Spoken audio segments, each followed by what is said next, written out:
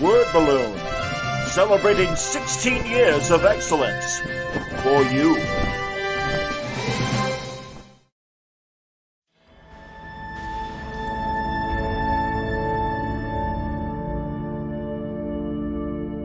I was such a fan of the Legion of Superheroes when I was a kid that I always wanted to work with this version of the characters that was designed back in the 1970s.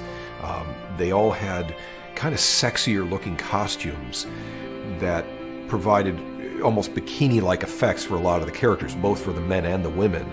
And there was a sense of the liberation of the age in the 70s. Long hair came into vogue, and there was a lot of feathered hair in some of the cases for the women, and it was designed by one of my favorite costume designers, the legendary Dave Cockrum, who designed the modern X-Men as well as the original Guardians of the Galaxy. And he did this first. He gave all these redesigns to every character. So when I got to create this single painting, I had no gig that had demanded it. It wasn't a deal I had made with anybody, so I started on the piece of art, worked on it for off and on through a year, pitched it to get it made into a print, which it luckily got accepted because it otherwise is a version of the characters that was no longer standing. This was sort of my love letter to the artists that defined that era and characters that really impacted me when I was a young child.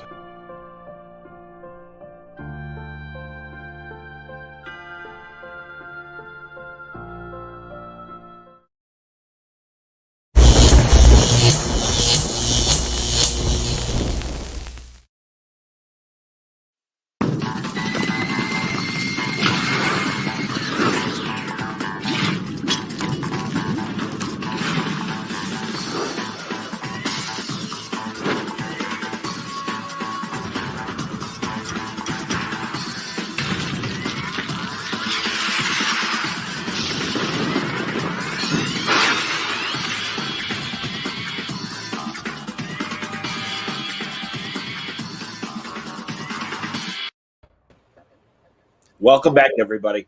Time again for Word Balloon, the comic book conversation show. John Suntress here. Happy to welcome Steve Orlando back to Word Balloon. Good to see you, man. It's good to see you. I don't think I've ever seen that intro before. It's got a lot going on. It's eclectic. Thank you. Well, I hope that's a compliment. I think it is. I appreciate it, man.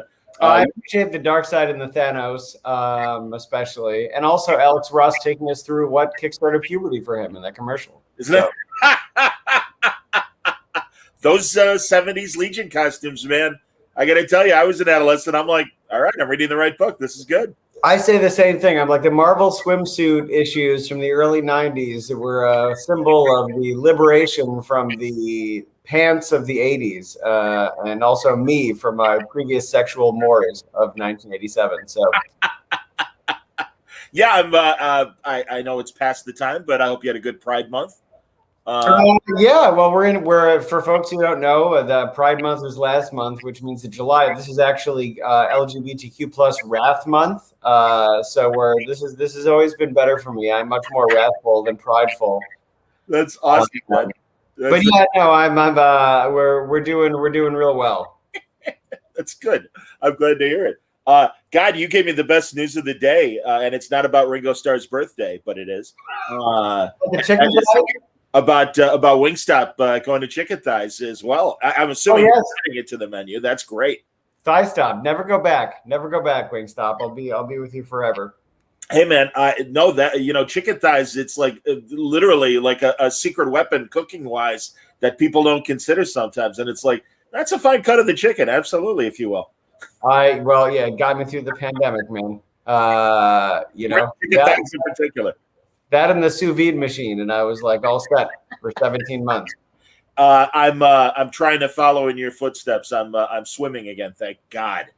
That's great. Yeah. I'm really, I gotta no. Good Lord. I mean, I was fat pre-COVID, and it's only gotten worse. But no, I'm back on the mend and able to do it. I had that leg infection 2 years ago, and just as they were going to let me swim again, the lockdown happened. So I've been waiting to swim for 2 years, and it's like, all right, now I'm good. Thank God.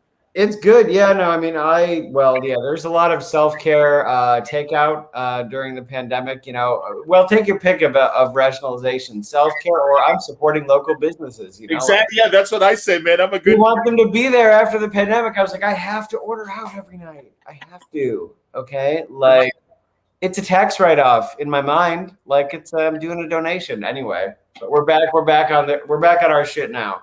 Absolutely. Well, that's good to hear from your side as well.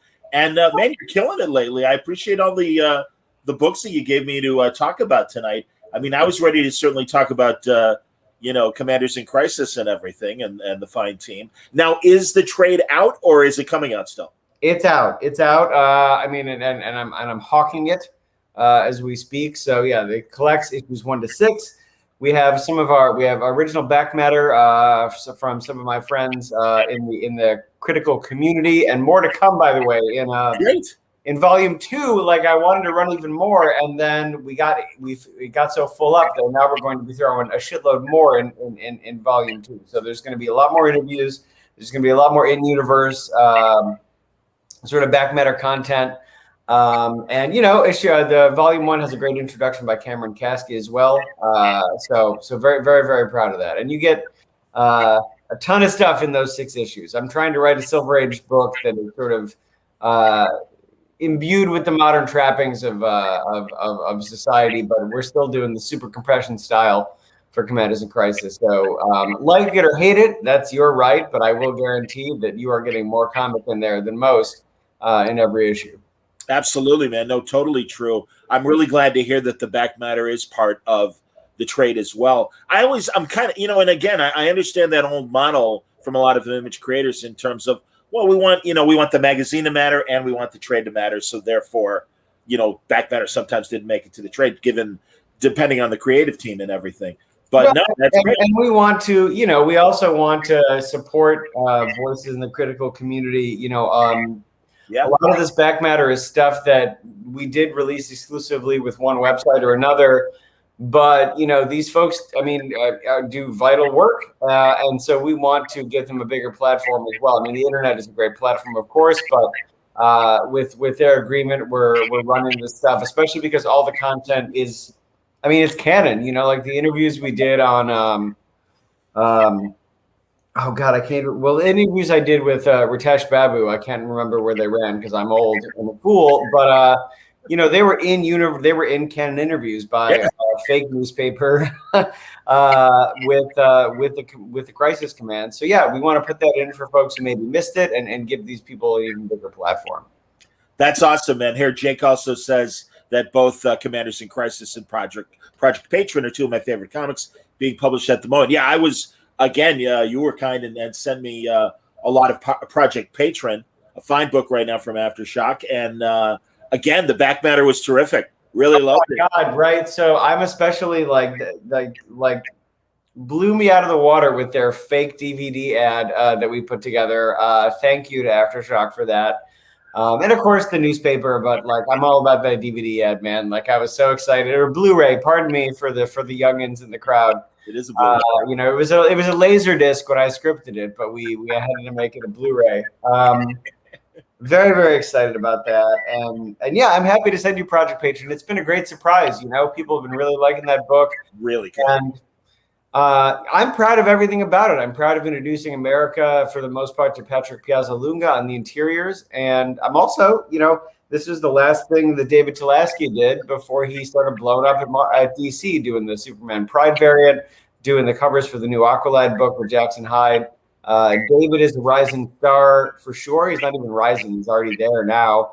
And yeah, I'm not going to jerk myself off too much, but we published him in Commanders in Crisis. We published him in Project Patron, and I'm super excited to see him climbing the ladder. That's awesome, man. No, that's fantastic. And I really, I love both books, but really, Patron, I always love that idea of a kind of government-sponsored hero that, the public only sees one side of the story.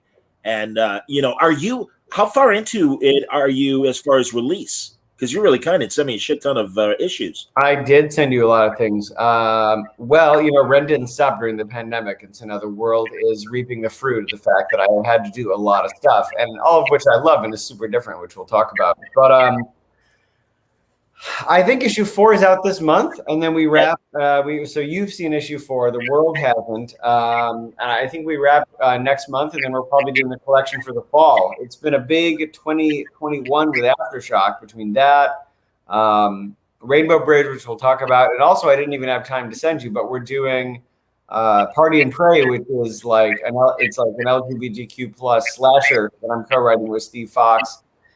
Who's a big horror fan, so it was an easy sell to bring him on board. My co-writer for Rainbow Bridge, but I mean they're diametrically opposed in every way.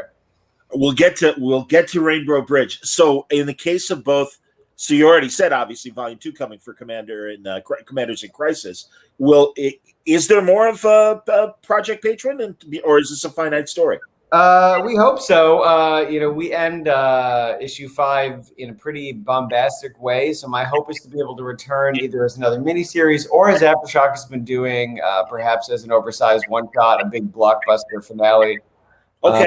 Because I love. I like doing different formats. So I would be very happy actually to have done this miniseries and then get to just blow the doors off in like 80 pages that there's no rules. There's no, you have to do a cliffhanger every 20 pages or anything like that. Just blow everything up and tell a great story. So we're going to wait to see how the numbers go, as with anything in comics, but we'd love to come back. That's cool, man. No, it really, I got to tell you, I really is, especially that's the one that I'm like, all right, yay, another great book from Steve. And not that the other ones aren't, but this one really did get me in the right way. And I'm like, this is fantastic. Thank you. Well, it's been hitting with people in the right way. I think that there's a heavy amount of 90s nostalgia right now, as evidenced by the drumming, the very the loud drumming of the Kids Love Chains beat that is going on, and apparently they do. But for me, the 90s was definitely, Death of Superman, yes, the Clone Saga, and of course Image. But my father brought the Death of Superman memorial issue. I forget exactly what number it was, but it was something you could get at Walden Books because we didn't have a real comic store until the mid 90s in my town. And I just remember getting that. And of course I was a kid and it was like, oh, he's never coming back. How is he going to fight back from Kryptonian hell or wherever he was? And of course, he came back. He's always coming back, but it was like a touchstone for me. So with my 90s nostalgia is playing out and examining that moment as a cultural moment, and of course twisting it with other things that I love. In this case, animes like Evangelion, conspiracy things like, especially Wag the Dog, but All the President's Men. Awesome. On both counts. Yes. Yeah.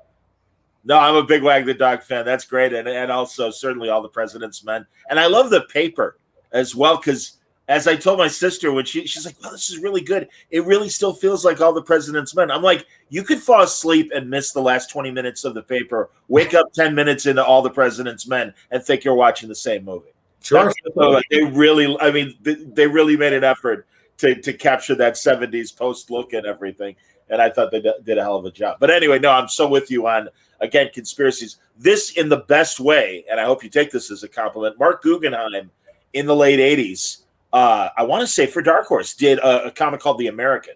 That kind of, it's a different story, but it kind of hits that same idea of again, almost like this, great hero publicly and stuff, but there's more going on behind the scenes than people realize. And I'm keeping it overt, even though you're 4 issues into Project Patron, on the off chance that somebody watching might find it interesting. Yeah, consider a Superman sort of character that, again, is so important to the American image and culture, and then something goes wrong and the government needs to step in or this group. Sure. Look, you're never going to shade me by bringing up the 80s. As much as Tom loves to say that I'm trying to make it 1997 all the time, I feel like a lot of what I do is more heavily influenced by work from the 80s, because even though, those are the first books I was reading. We might not have had a comic book store in Syracuse, but we did have, or at least on my side of the city, I should say. But we sure had the flea market. So I was reading stuff out of order, back issue bins, and especially stuff like so much. We love to talk obviously about The Dark Knight Returns and Watchmen, but there's so many seminal works in the 80s, and those are seminal, by the way. I'm not here to just be like, oh, whatever, but there's so many things like what you brought up.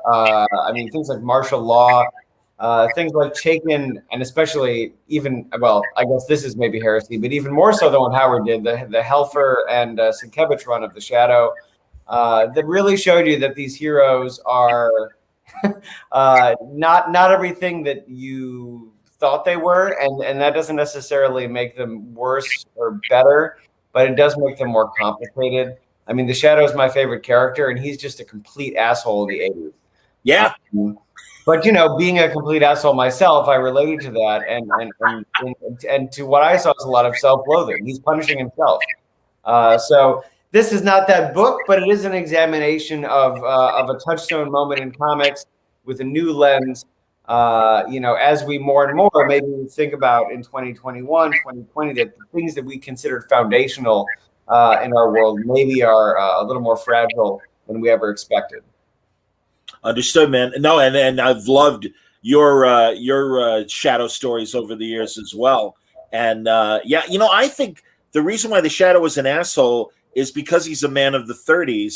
And just like any person, as you get older, there's for some people, there's a bit of contempt for the new generation.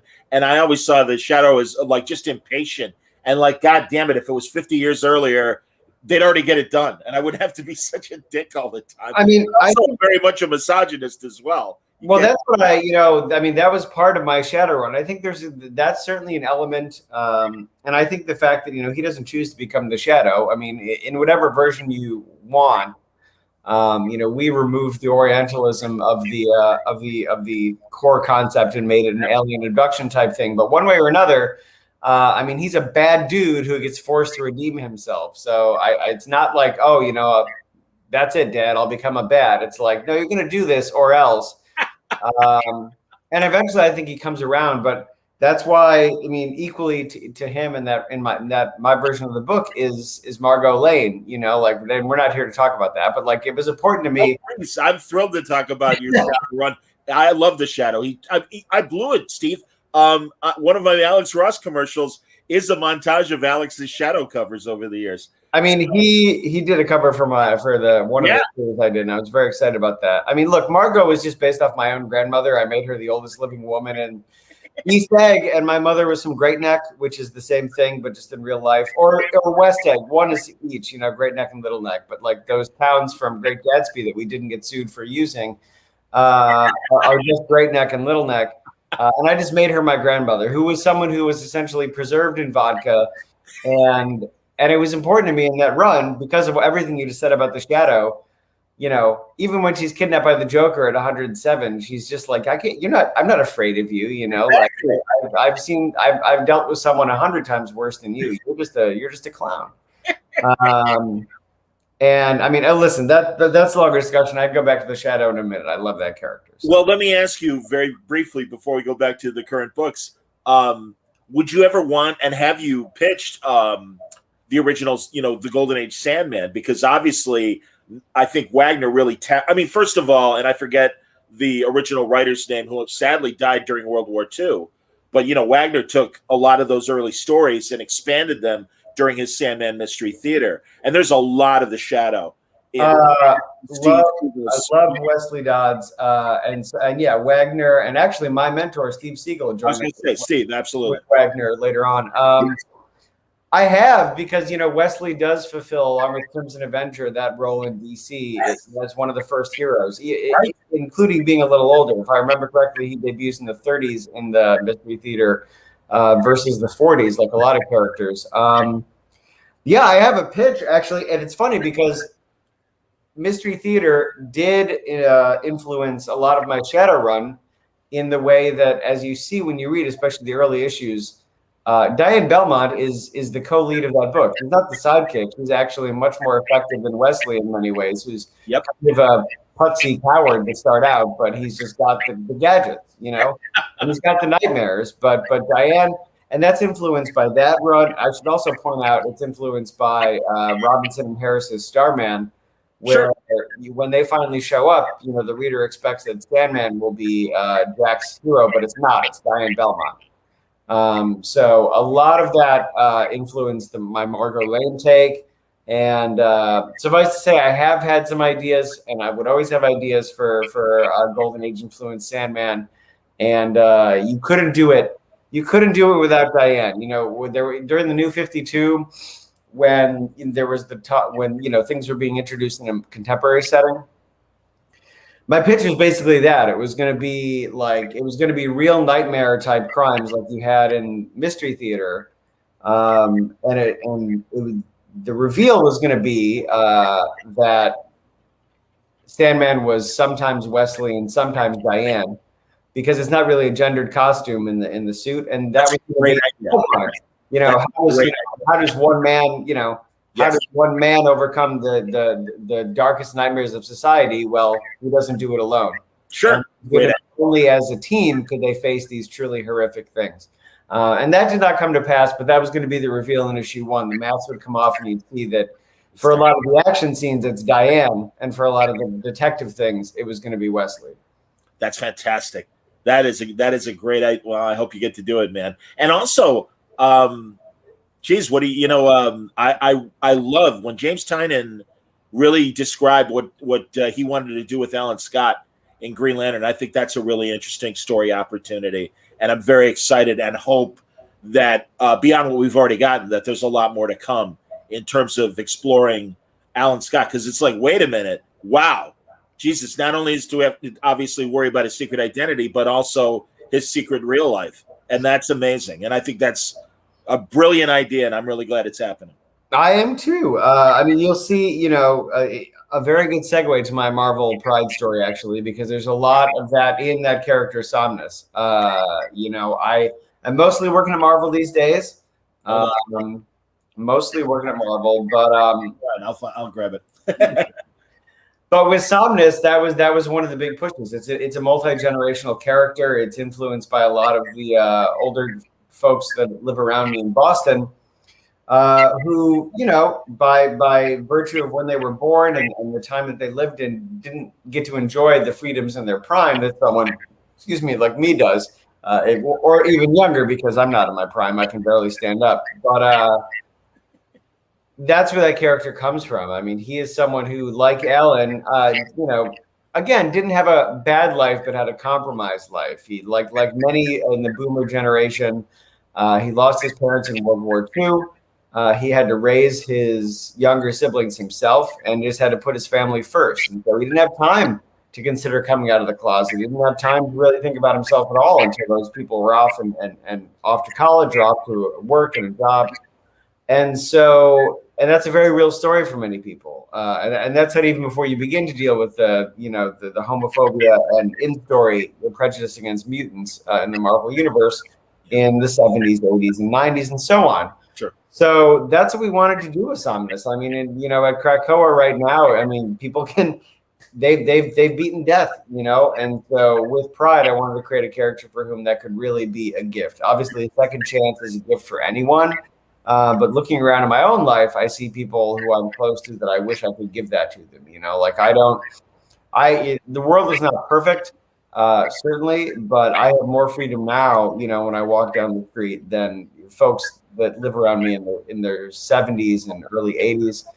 And so this story is wish fulfillment for them. And it's a character that has struggled with things similar to what Alan had. I understand, man. No, I think, and again, I'm thank God, everyone's kind of waking up and it's baby steps, but at least we're all moving in the right direction, hopefully. And you'll see Somnus again. I can't really spoil anything, but he's not just hiding in Krakoa, so you're going to be seeing him again. Okay, that's great to hear. Are you Marvel exclusive? I mean, obviously you're doing your own creator-owned stuff, but are you at Marvel more so than DC right now? I'm not exclusive, but that is where most of my superhero stuff is coming out from. Was very, very happy to get an invite to return to the Wonder Woman 80th anniversary issue. So I'm going to be doing a very short thing with Laura Braga there that I'm excited about. And Laura, was part of Wonder Woman 51, probably still my favorite issue I ever wrote of that book and that character. So I'll be back for a second, but for the most part, my Cape stuff is going to be coming out through Marvel. Okay.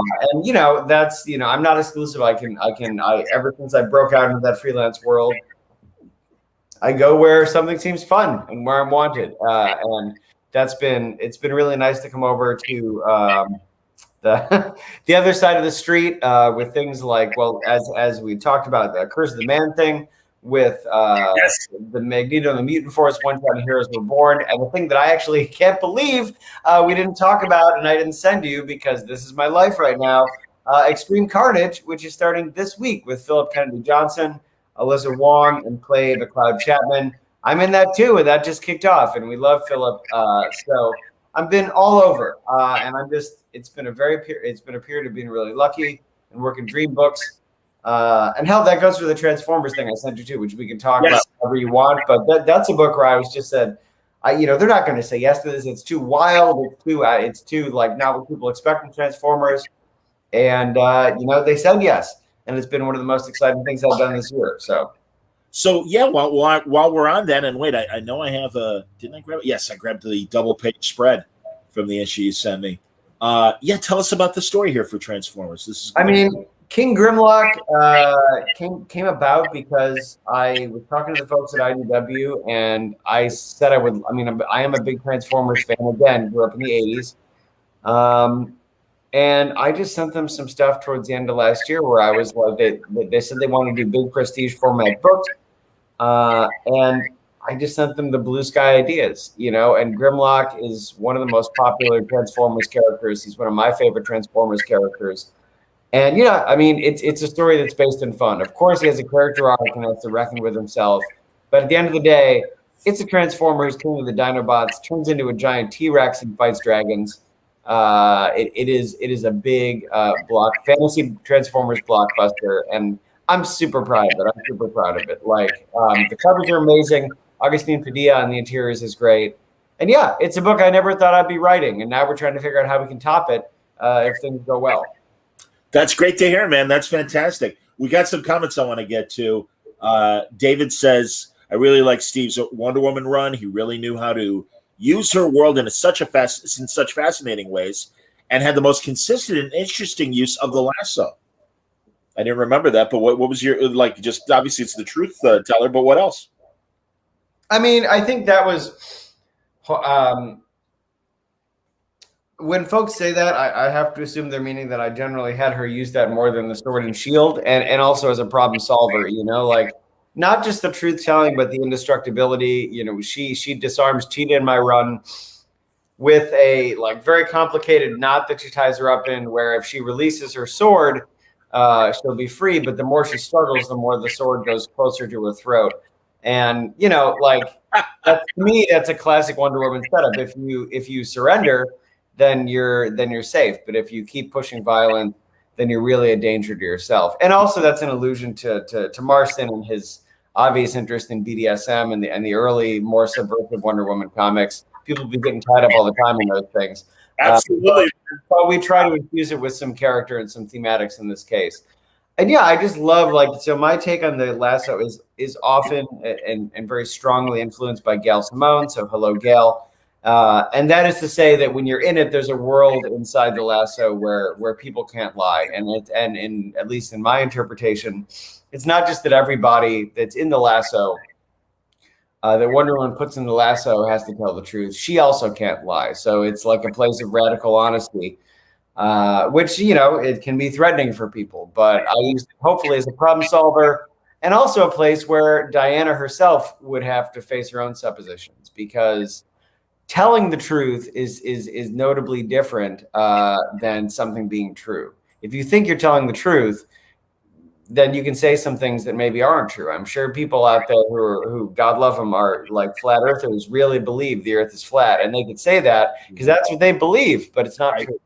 And so we used it as well to sort of show things that Diana has to overcome in herself. She early in my second run confronts Gorilla Grodd, and he's in the lasso and he can't lie, and she's sure, because it's how she is, that if he just knew that this violence he was engaging in wasn't necessary to get what he wants, then he wouldn't do it. And he's in Lasso and says, well, no, you don't understand. Like, this is how I want to be. It's not that I don't understand. It's not that I didn't know I could have done something a different way.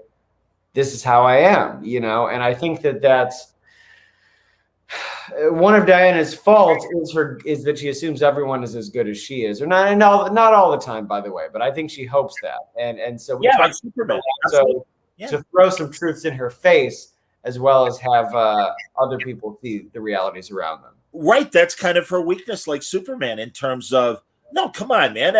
Deep down, everybody is, a little, is good. It's like, yeah, no, not everybody. And that's the thing. And again, that's like you can. Rucka used to say about Superman, like, yeah, bullets bounce off him, but you could break his heart. And obviously, Diana's like that too. I would say so, and I think that she, we tried to make her learn a little bit about that during the run, and you will see her approach. I mean, I'm very proud of this 8-pager. It features, so it's an 80th anniversary celebration. Yeah, and the story I'm doing with Laura is an allusion to broadly the 90s and 2000s era. So it's going to feature many Wonder Women, because that was the thing in the 90s. Hippolyta was Wonder Woman, and obviously Artemis was Wonder Woman. Yes. And we're also including Nubia, because why wouldn't you? Like, I love, good Lord, man. When I first read her in the 70s, I'm like, more Nubia, please. She's amazing. I love it.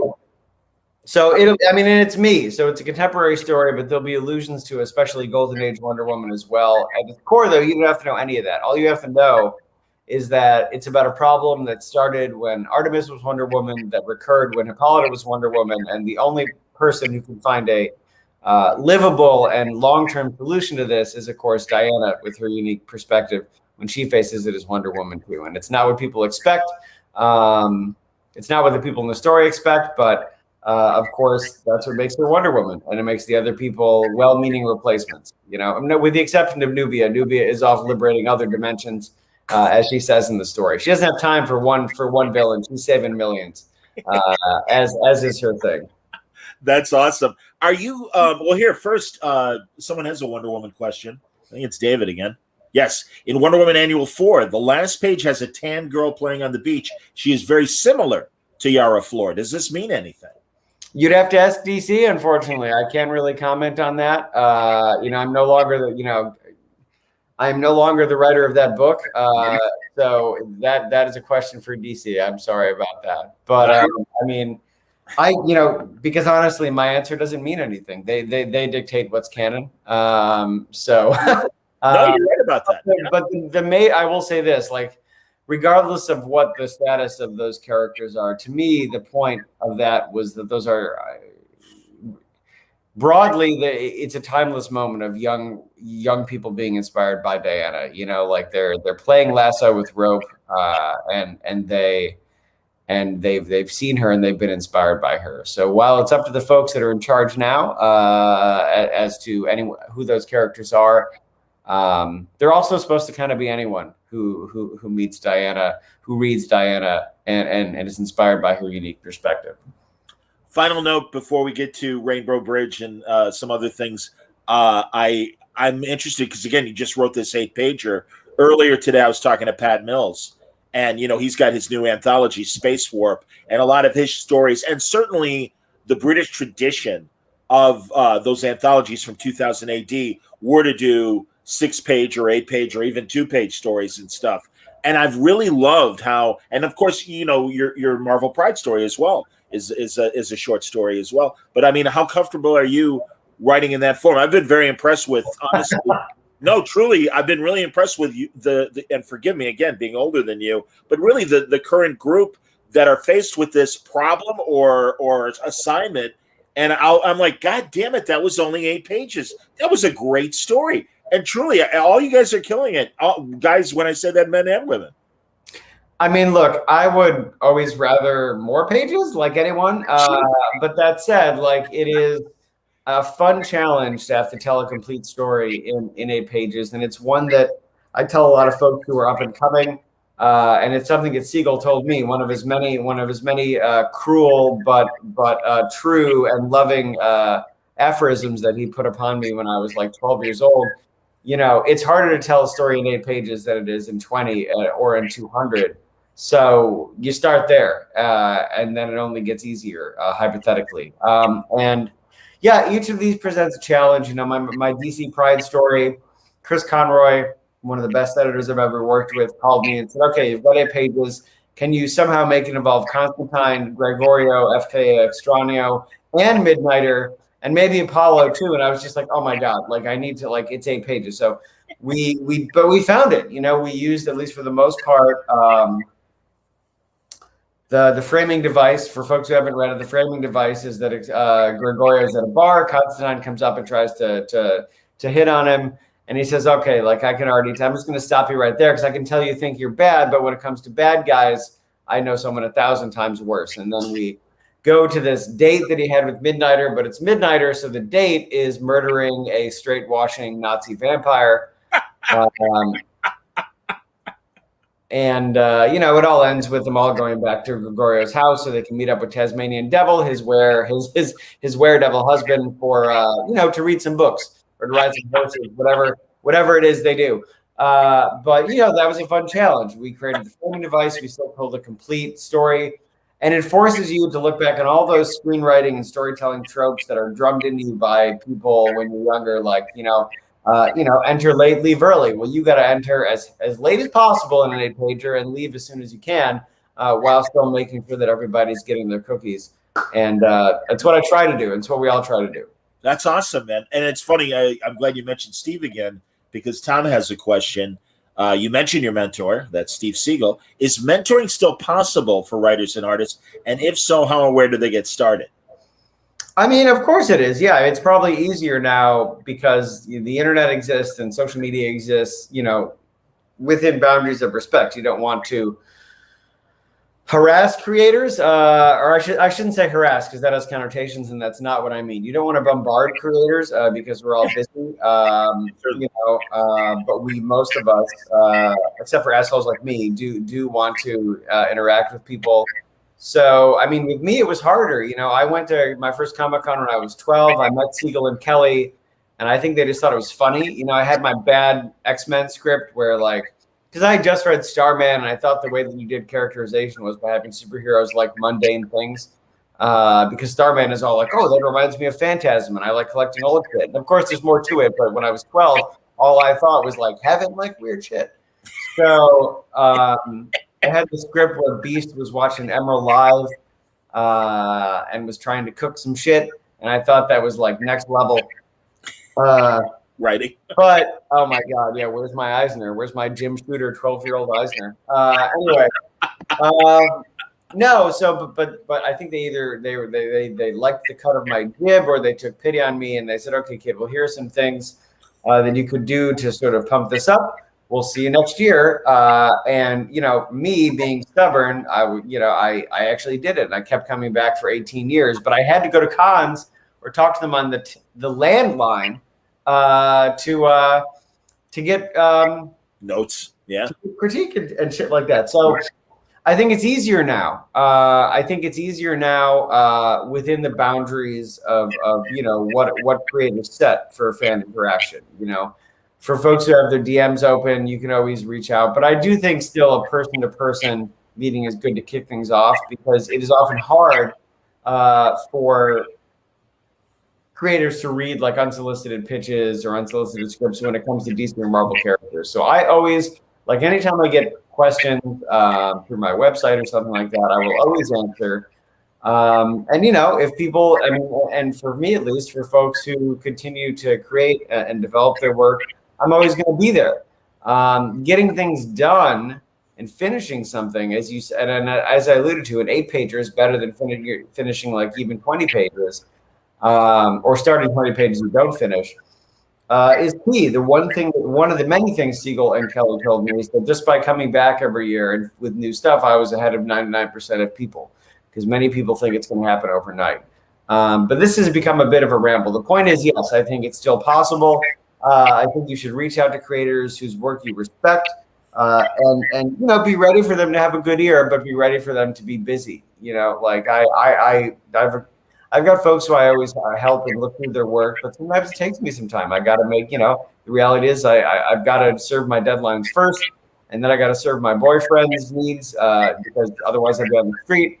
And then yeah, like I always make time to review things. So it is possible, and find folks that you respect, find folks whose work you want to emulate and then grow out of, like, because you don't want to just be a clone of some writer you like, right. But everybody starts somewhere. If you look at the progression from like Neil Adams to Alan Davis to Brian Hitt, like people start, or even Jim and God, who did Jim start out emulating? Is it Severin? Oh, John Byrne. Okay. Like Jim Lee and John Byrne. People always start emulating the people that they love, and then they grow.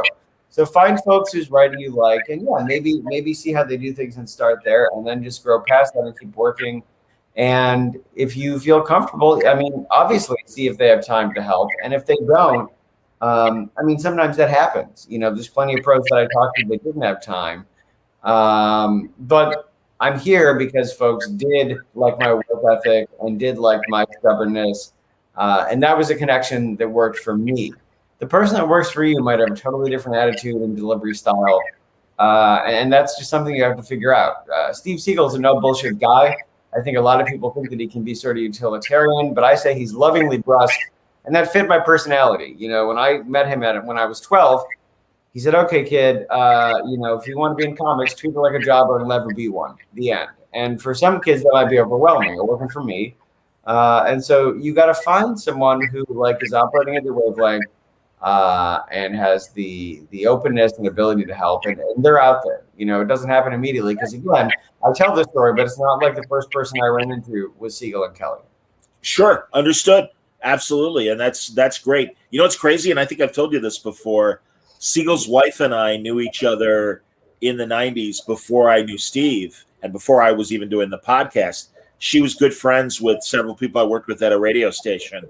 And they would go and speak for Liesel's class, and then and one day Liesel walked in and she had a DC jacket, like a varsity baseball jacket, one of those I'm sure year-end giveaways that people who wrote that kind of Christmas gift or whatever.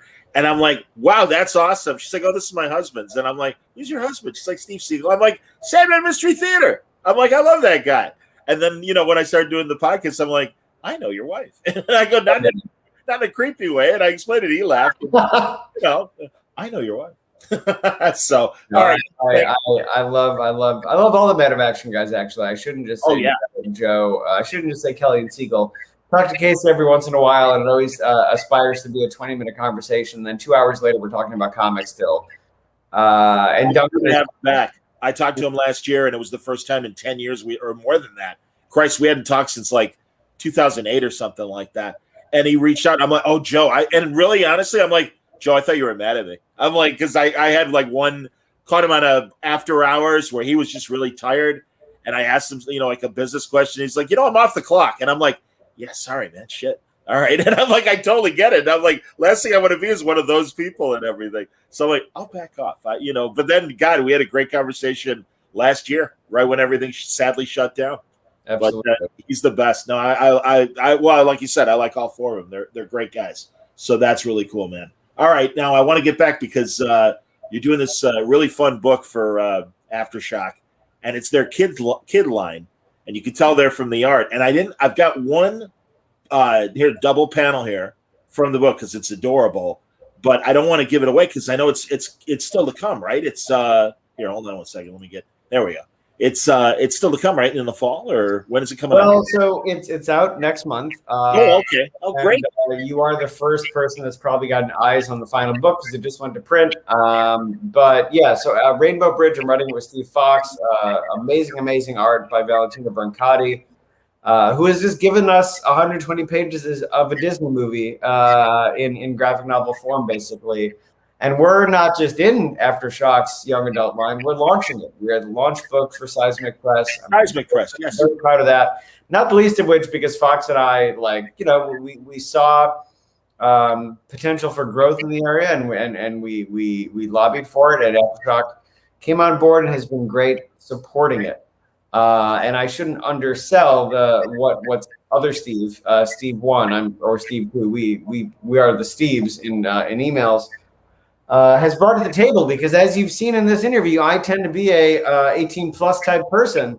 But Steve, in addition to being an amazing writer and tolerator of me, used to be an editor at Random House. He has incredible experience with young adult. He's also written a ton of stuff in this format. He's doing Spider Ham, Great Power, No Responsibility, out in the fall, and along with a ton of like Justice League and Transformers kids books and all these things. So bringing him on was key, because we had to take the seed of an idea that I think started with me, and then germinate it in a way that was going to be applicable to the young adult and middle grade audience. And couldn't be happier with the book. Possibly, it's a gorgeous debut book for folks who maybe saw in the art. Rainbow Bridge, basically asks, what if the Rainbow Bridge from, like Pet Heaven from when you're younger was the Bifrost? What if you could have one more adventure with your best friend after they pass on? And it's an emotional book, but it's an exciting book.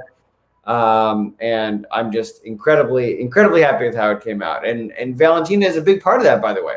We didn't know if this was All Dogs Go to Heaven or the Never Ending Story, and felt both vibes. Go on. Yes. When she came on board, those first sketches of Andy and Rocket, and that cat, which other Steve named Paudrey Hepburn. Yes. I was just like, this is it. This is going to make people so happy. I mean, so emotional, and it's gonna blow the doors off in August, no doubt. Gorgeous book, and yeah, fucker, you made me cry. So like, thanks. But well, the funny thing is, my dog's in the hospital right now. So dude, as I was approving final proof, he's okay. He's okay. Hey, good. But we're waiting on an MRI tomorrow. So like, I had to send the proof to print yesterday, and I'm like, oh, someone hates me. Yeah, probably that time Alan Moore cursed me. But we talked about that before. No, Steve, my first dog, and it was really my sister's dog, but family dog, and I wanted to name him Crypto, and my sister's like, no, Whiskers, and I'm like, Whiskers, but he was fast, so we called him Whisk, and it was like, all right, I like that, that's cool, and man, he made it to 17, and my sister and I are still not over it. It was like, I don't want to go through that anymore. And she's like, yeah, me neither. I'll tell you what, yeah. So another thing, it's funny, like we pitched this book, and then it turned out that Christina Harrington, one of the editors, her dog's actually named Rocket. So it's an emotional ride all along, and also brings up a naming theory with pets that people will find out about me right now. I don't like goofy names for pets because I'm worried that reincarnation is real. And so like I always like my dog's name is Brody. Okay. I always give dogs at least a name that I wouldn't mind having, or at minimum is maybe not a human name, but isn't like Sprinkles or some bullshit like that. Like you said, Whiskers. I'm like, fuck. Like Pong Pong. Like no, because like what if that's me in however whatever 50 years? I wake up and I'm licking my own ass and my name's Pong Pong. So I'm terrified of that. And so I'm always that's how Brody became Brody. Well, actually, he came with that name because he's a rescue. But okay, before that, same thing. And if we ever get another dog, it's just gonna be named Tom. There you go. Absolutely, sure. Or Hank, Bill. Direct all names of my exes: Bill, Ron, Fucker. Why would you? Don't do that to yourself. Good Lord, man. That's awesome. You answer my commands, so it's Schadenfreude. I respect that. Absolutely, man. No, the art is beautiful. It's a great story. It's a great boy and his dog story. And yeah, man, it does. It's they do. They have a great adventure in the afterlife. And but it's still ripped at me. And I mean, the kids, it's right before he's going to go into high school, and he's kind of nervous about that. And God, he doesn't know how he's going to handle it without his best friend. And it's but thankfully, that's the start of the story, and then it goes into the adventure. It's terrific, man, honestly. And I am not truly, I turn down so many YA books, and I'll give them a fair shake and look at them over, and it's like, yeah, I don't give a shit. I'm sorry. And I don't do reviews. Well, I'm an old man, man. You say you're an old man. I'm a real old man and stuff. I'm 55. Good Lord. saves lives, but whatever. But yeah, I'm like, listen, it looks great. It's just not me. It's not my thing. And I'm like, but I make rare exceptions. And no, it was a great story. It really was. Exceptions that I sent it to you and didn't give you a choice.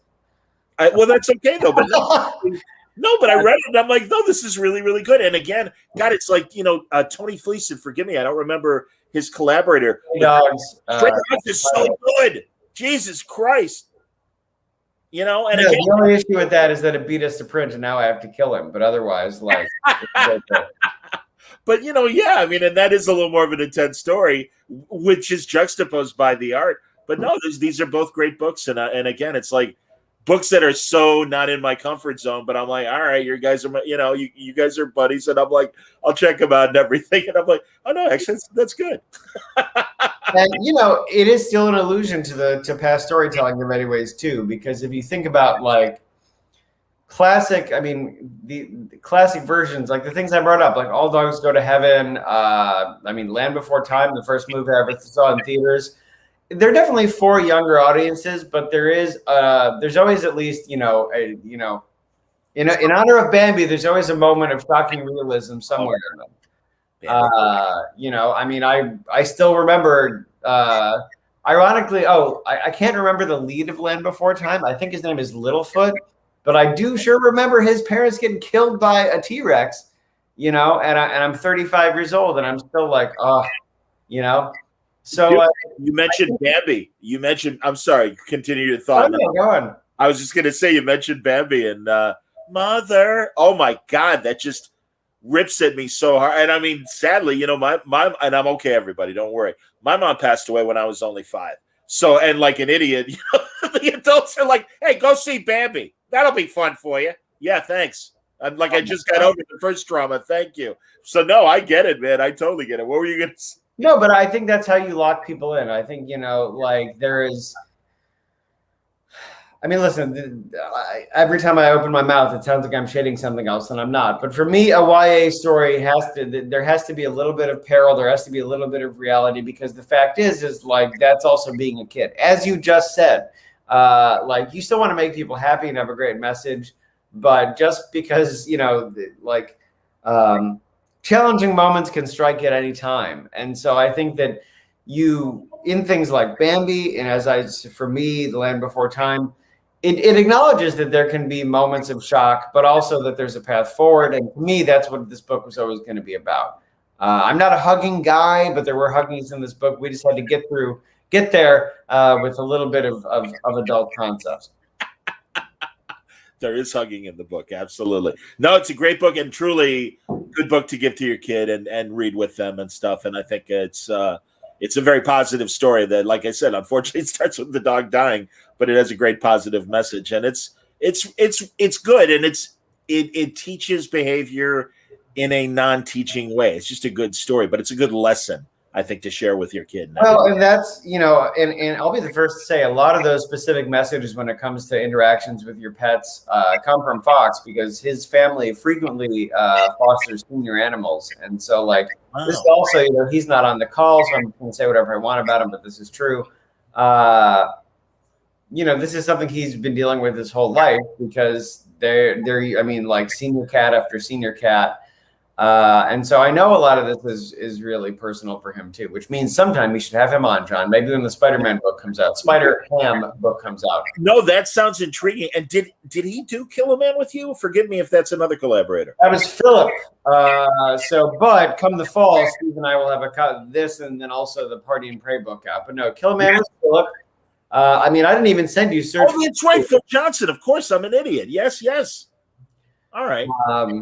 Yes, my straight man in every sense. Like when you put us on a panel together, it's truly without the weird overtones of toxicity. It's truly an Al Borland and Tim Taylor interaction where I just run my mouth and then we cut to Philip and he's just like, I'm not sure about that, Steve. Which is why. Yeah, man, I love talking to Phil. Phil's great. So that's hilarious, man. That's cool. So yeah, talk about the other Aftershock book that's coming in the fall with Steve. Oh, well, I was going to say, like, There's a couple. There's Party and Pray, which is our, this is not, I mean, this is for folks who know what they're getting into. It is an ode to the slasher genre. It is violent, it's raw, it's grindhousey, but it is something that we wanted to do and take ownership of in the LGBTQ plus community. And it is about the community fighting for itself and standing up for itself. But it's also not turning a blind eye to some of the threats that we face within too. So the long and short of it is about a character, Alan Pleasant, who is a Peter Thiel type, and obsessed with youth, and really just obsessed with power, because there's plenty of other older characters in the book who have a very positive influence on the world, but he himself is really just obsessed with power and control. And this is about sort of the spark that lights, that kicks off a revenge story, all set in his mansion, that is just all suspense, all grindhouse thriller. And I'm very, very excited about that. That's Me and Fox with Alex Sanchez. And starting in September, there's Search for Who, a book I'm writing with John Sway, who also did Sarah and the Stars at Vault, and did Run, Love, Kill at Image. John is an amazing writer. And this is also something that we haven't seen before, at least he and I, Ruben Cabiles on art, before I forget. And it's a cross-cultural action thriller that is basically about a discovery we made when talking, which is me being a Jew and John being Chinese. I sort of jokingly pitched him this book that was going to be called, it was going to have like a pun name. It doesn't matter. It was stupid, but it was going to be like, a Chinese Jewish action thriller. We made all the normal jokes about what that would consist of. Like, it's just an action thing set at the only time those two cultures meet, Christmas, But then as we looked into it, there was actually this huge culture we discovered of Jewish folks that fled the Russian Revolution and settled in China. Oh, and wow. So it suddenly became like an exploration of that world for us, as well as character. Yeah. And it is just Beat Takeshi, John Woo, that type of action story as this character goes home on what is essentially a family reunion in China, but it's an action movie family reunion. After his mother and father, the bar they share is shot up. He discovers a whole life that his mother had that she was trying to escape in America, and he goes back to make amends, to make sure that they can be safe, that his immediate family can be safe. Unfortunately for Aaron Z, that means violent confrontation with the rest of his extended family, and exploring his culture for the first time at gunpoint. And that's how Search for Who kicks off. So that's in September. I'm all over the place, man, as you've said. So Search for Who, is that with Aftershock or is that with somebody else? Those are both with Aftershock. That's fantastic. And yeah, and again, the name of the slasher book as well, because that's the one that Rotterdam told me about. Please. That is Party and Pray. Party and Pray, absolutely. For my queer people on Word Balloon, obviously very happy that we got a party and play pun over the line. John, I'm going to assume that you may not know what that means. I don't, please. But it means have sex and do drugs. I'm always happy to learn, Steve. That's fantastic. So, hey, FDA, outlawing VCR cleaner today. That's a deep cut for my LGBTQ plus fans. Not going to explain that one to you on the call, but I understand. That's all right. People can laugh at me while I'm sitting around right now completely clueless, and I'm but anyway, so the call will explain. So. But the main point is, I'm very excited about how supportive Aftershock has been. They listen. I'm happy to say they basically got me through the pandemic, so I'm ride or die for those guys. That's fantastic, man. And I wanted to ask about that, how these 16 months have been for you. So that's great to hear. I can't complain, and a large part of that is that they were one of the few mid-level companies that did never pause production. They said no, the industry's coming back, so we're rolling in approvals, we're rolling in production. And the reason you see a lot of stuff from me is because they were there, and I'm not, listen, I am a shill for the right amount of money. It's just never been paid. But those folks really, they were there for me when I needed it. And I'm proud of all these books. And you haven't even seen them all. There's one more that hasn't even hit yet or been announced. Okay. I'm ride or die for those guys now, as I said, because they got me through the pandemic and everyone is benefiting. because this is some of the most the widest array of genre work I've ever done, really, and it's allowed me to introduce collaborators like John and Steve to the Aftershock family, and I think you're going to see stuff from them in the solo sense, hopefully, if they themselves aren't too busy in the future too. That's great, man. And hey, they're a sponsor of Word Balloon, and no lie, everybody, both video and audio audience, when the pandemic hit, I'm like, I get it. If you guys, if it's tough right now or whatever, and they're like, business as usual, John. We like what you do. Keep going. And I'm like, that's great. Thank you. So I thank them as well for standing by me as a sponsor during, these crazy months and everything. So I hear what you're saying. No, that's great. And truly, man, you and Cullen Bunn and the writers, that are friends of mine that are at Aftershock, and even ones that aren't friends, I like their product. It is, yes, they are a sponsor of Word Balloon, but I'm always happy when it's like, no, this is good stuff. And they do. They make quality books. And, really, oops, I was going to put it back up again. So, again, on the Seismic YA side, look forward to Rainbow Bridge. And, of course, 4 issues into Project Patron. So great to hear that, plus the current projects that we're discussing right now. So, yeah. Progress. And special shout out to Pandemic Hit, the Kaiju Score, a book I wish I thought of. Also on my list, if I ever go back in time, to pitch one day before the creators of that book. It's a great idea. For folks who don't know, it is Ocean's 11 during a Godzilla movie. Something I wish I thought of. The trade just came out either last month or this month. I forget. But yeah, Kaiju Score is great. And I definitely knew that, and that's why I brought it up. There you go, man. And also, I loved Stephanie Phillips. Was it Red Atlantis? Her spy book and everything was really terrific too. That's great. And I should point out too, as you saw in the back of Rainbow Bridge, 2 other books before we move on from Seismic to check out. Re-release of Lollipop Kids, which Adam Glass, I believe, wrote with his son. That's right.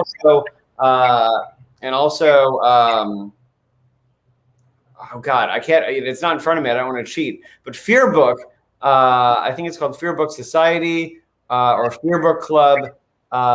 It's the last page of the PDF, John. I'm looking for, buddy. Go on. Again, a great title, amazing looking art, and another book I wish I thought of, early release from Seismic as well. So keep an eye on that for the fall.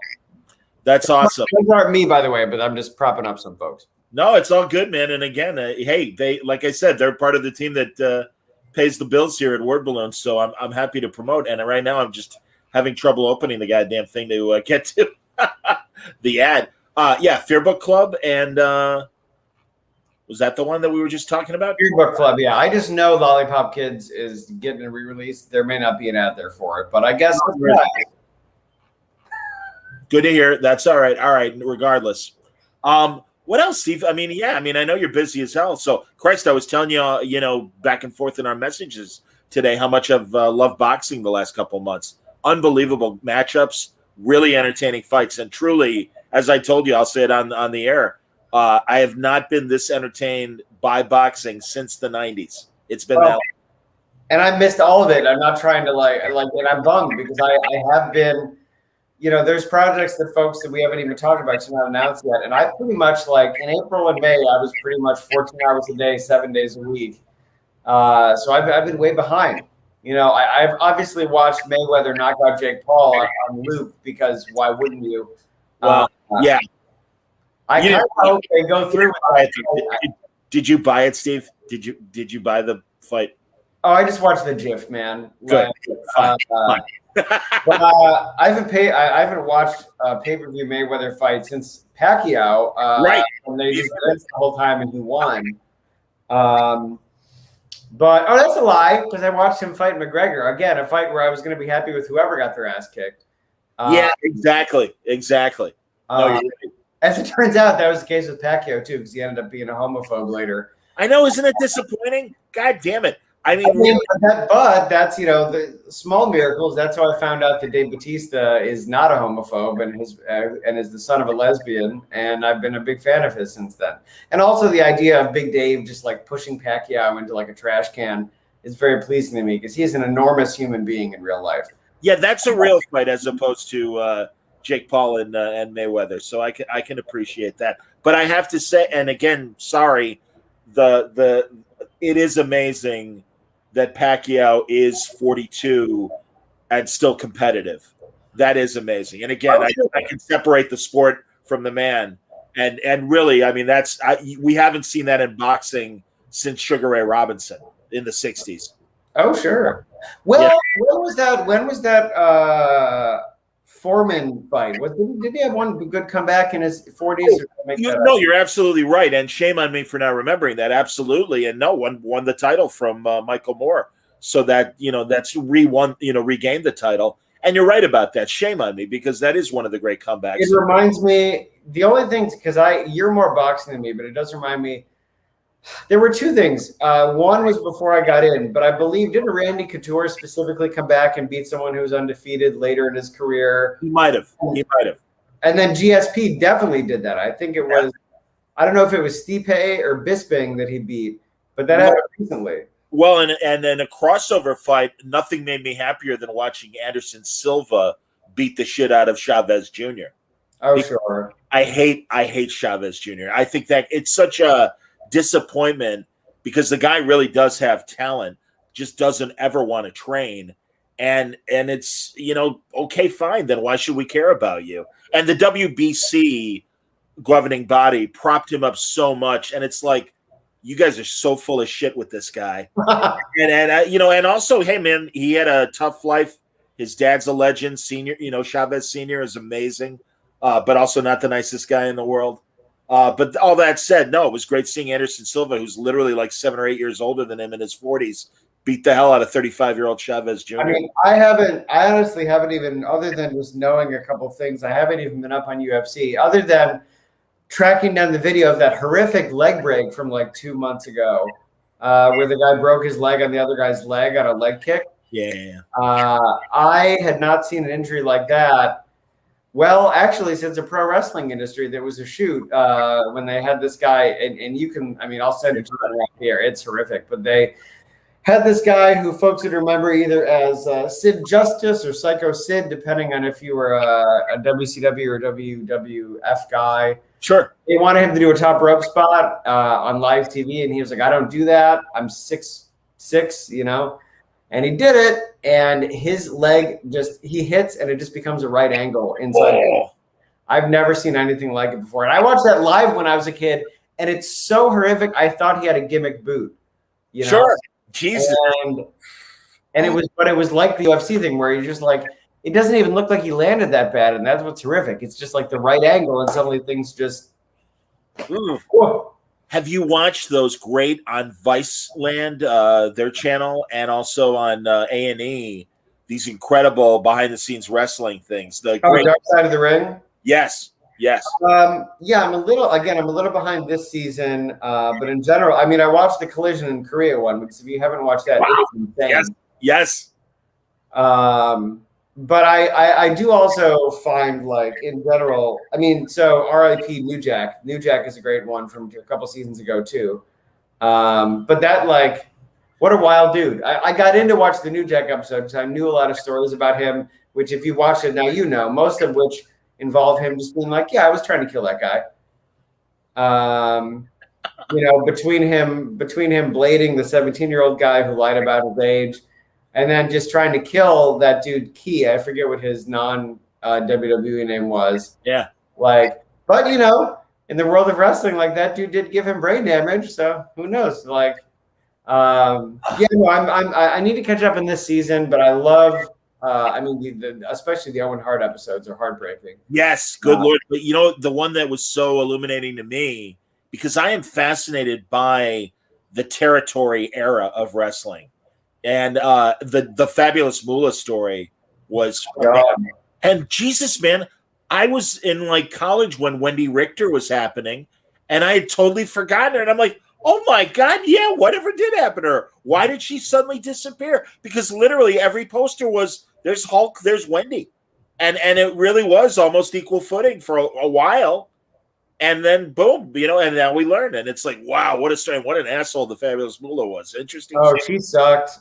Yeah. I mean, the Brody episode is wild too. Like, talk about a guy knowing his worth, though. You know, like that's why people didn't like him because he knew he was a draw. You know, and I think that you know, the '80s is a wild time.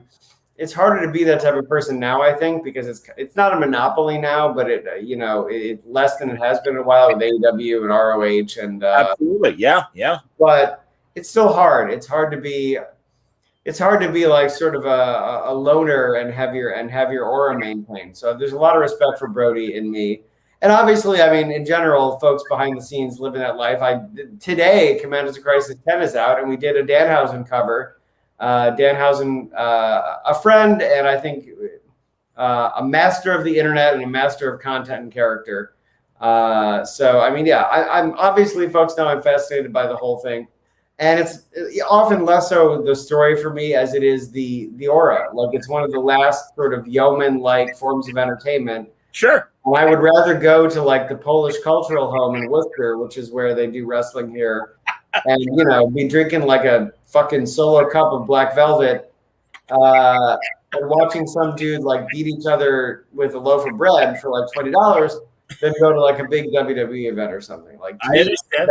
It's a very raw material form of entertainment. So that's my spiel, at least. Well, before we end on the subject, how many of the classic old timers have you had a chance to know? Because in the '90s, I was really lucky working at this sports radio station, and we really forged an amazing relationship with the WWF, and a lot of the big stars came through. And one guy that I really got to know well, both in his WWF and WCW years, was Bobby Heenan. And at many dinners and hangouts and just great stories, and I'd literally be like, tell me another one, man, that's amazing. And he was just a really great down-to-earth guy, and I'm really glad I had a chance. But, I mean, really, Hulk and Jimmy Hart and Goldberg and Hacksaw Jim Duggan and the $1 Million Man. And then, of course, I must tell you my Virgil encounter at Wizard.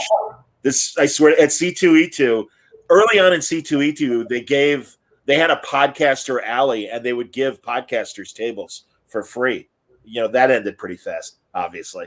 But while they were doing it, I had a great table, and I was and, you know, social media, come see me at table 217. That's where I'll be and everything.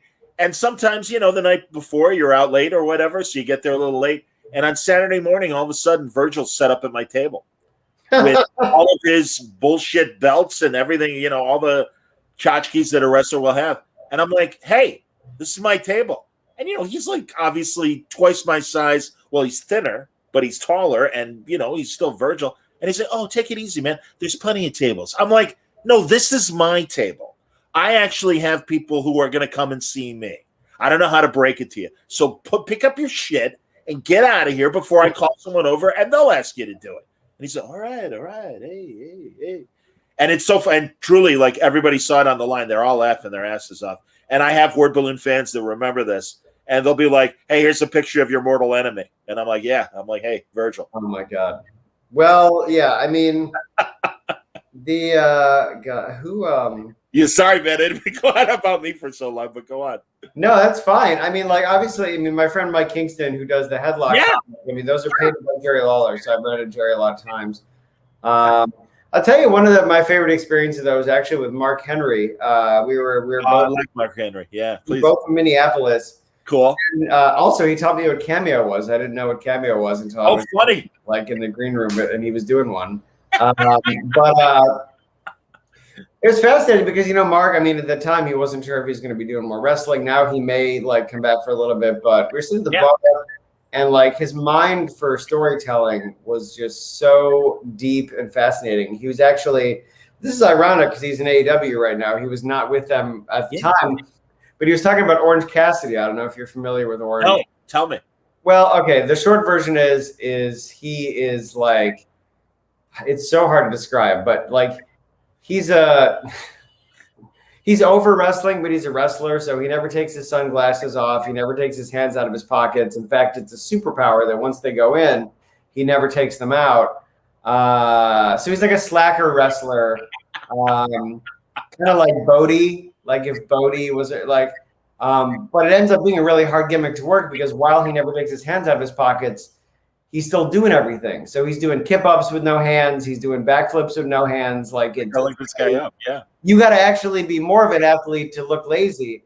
But to that end, Mark was saying, you know, like it's kind of a joke character. He probably wouldn't, when he was in his prime, he probably wouldn't actually put him over, but then he walked through how he would still make him look strong in losing, right? You know, like because Mark would probably beat him, at least prime Mark Henry. But the whole thing would be like built around the fact that even as the world's strongest man, he couldn't get Orange's hands out of his pockets, you know, and they build the whole match around that.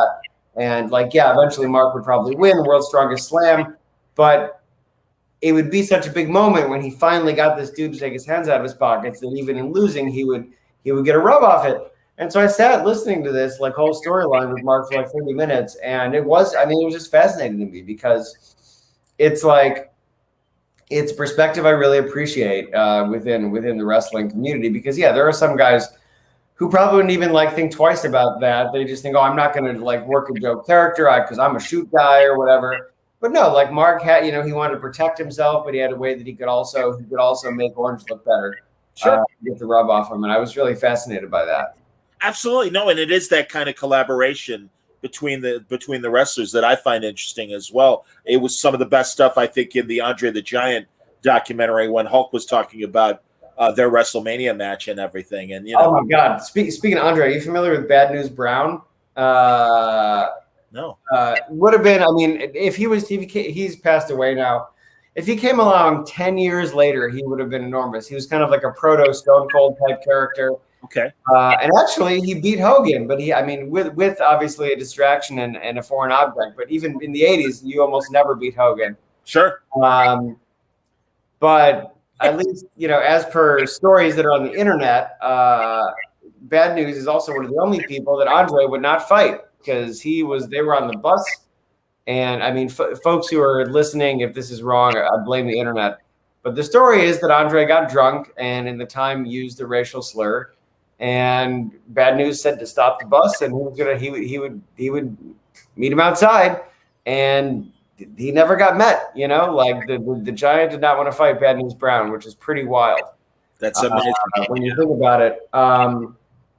But yeah, I mean, wow. It's there's some. Have you ever watched? I'll probably send it to you when we're off the air. But there's a famous match. Speaking of guys with like shoot experience versus like sports athletes that come in. Have you ever watched the match between either Steven or William Regal? I forget what he was called in WCW, but Regal and Goldberg.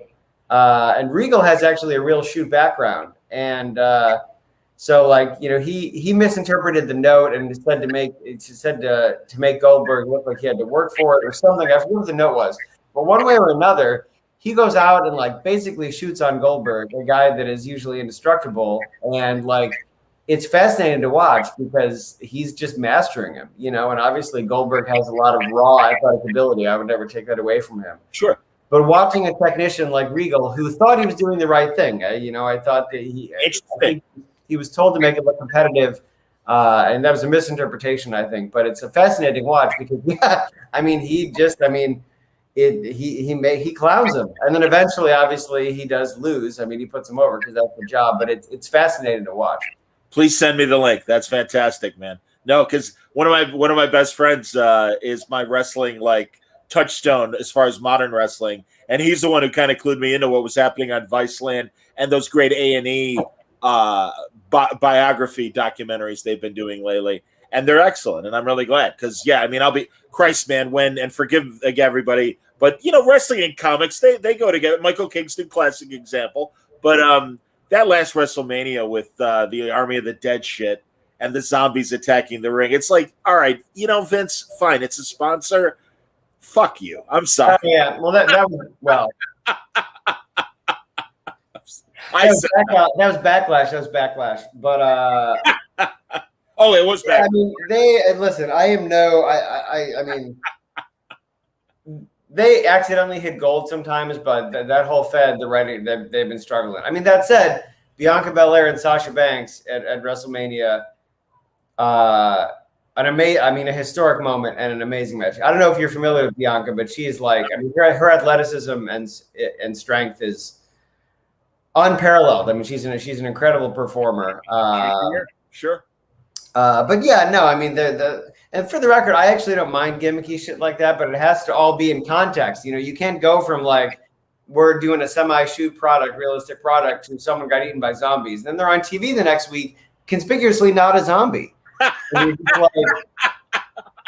Yeah, exactly. You know, I love, because that's the thing, like, I love The Fiend, I love Bray Wyatt, and he's a very comic book style character. But I still think I mean, obviously he's off TV now and they do misuse him, but even so, like, I think you can have a character like that, or Undertaker as a character, not a person, because he's a weirdo. And you sort of realize, like you just have to, it's all about the writing. It's all about the presentation. Absolutely. 100%, man. No, and I agree with you. I don't mind the occasional gimmick as well, but it has to be well executed. I mean, like I said, I love my friend Danhausen. He's a satanic. He describes himself as Conan O'Brien if he was possessed by a demon. That's awesome, man. Again, all right, because again, this could be another hour of wrestling talk. So. But Steve, well done, man. As always, great conversation and truly great comics lately. And everybody, please support the Commanders in Crisis trade is out and definitely worth your attention. Project Patron now on issue 4. And we got Rainbow Bridge coming up very soon from Seismic, and again, I'm forgetting the ones that are coming in the fall from Aftershock. Oh man, August King Grimlock from IDW, September Search for Who from Aftershock, August Extreme Carnage from Marvel, Party and Prey in October from Aftershock, and so much more, you know. So.